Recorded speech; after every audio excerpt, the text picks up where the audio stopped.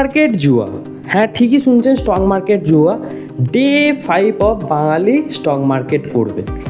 যখন কেউ বলে স্টক মার্কেট জুয়া, আমি তাকে একটা প্রশ্ন করি, আপনি কি জানেন আপনি কি কিনছেন? কারণ উত্তরটার মধ্যেই তো পুরো উত্তরটা লুকিয়ে আছে, সত্যিটা লুকিয়ে আছে।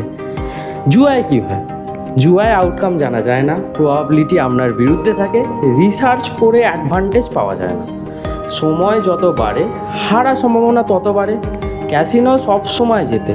স্টক মার্কেটে কী হয়? আপনি যখন একটা স্টক কিনছেন, আপনি আসলে একটি ব্যবসার অংশ কিনছেন, রাইট? যদি আপনি একটি ভালো কোম্পানি কেনেন, তাহলে সেলস বাড়তে পারে, প্রফিট বাড়তে পারে, বিজনেস বড় হতে পারে, কোম্পানি 10 বছরে 10x হতে পারে।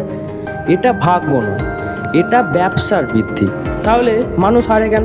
কারণ বেশিরভাগ মানুষ ইনভেস্টিং করে না, তারা প্রেডিকশান করে।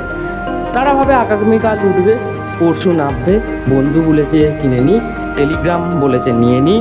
এটা এক ধরনের আচরণ। এই আচরণটা ইনভেস্টিং নয়, এটা গ্যাম্বলিং। ইনভেস্টিংয়ের জন্য প্রপার নলেজের দরকার হয়। স্টক মার্কেট তখনই জুয়া, যে কোনো কাজ। জুয়া কখন? যখন আমি সেই সম্পর্কে জানি না। আর জুয়া নয় কখন? যখন আমি সেটাকে সম্পূর্ণভাবে শিখে করি। তো বারবার ওই কথা বলবো, সব সময় স্টক মার্কেট শিখে করো। ইনভেস্ট করার আগে জানো, শেখো, তারপরে ইনভেস্ট করো, নাহলে তুমি কিন্তু জুয়ায় অংশ নিচ্ছ। ধন্যবাদ, এটা কিন্তু প্রকৃত সত্য কথা।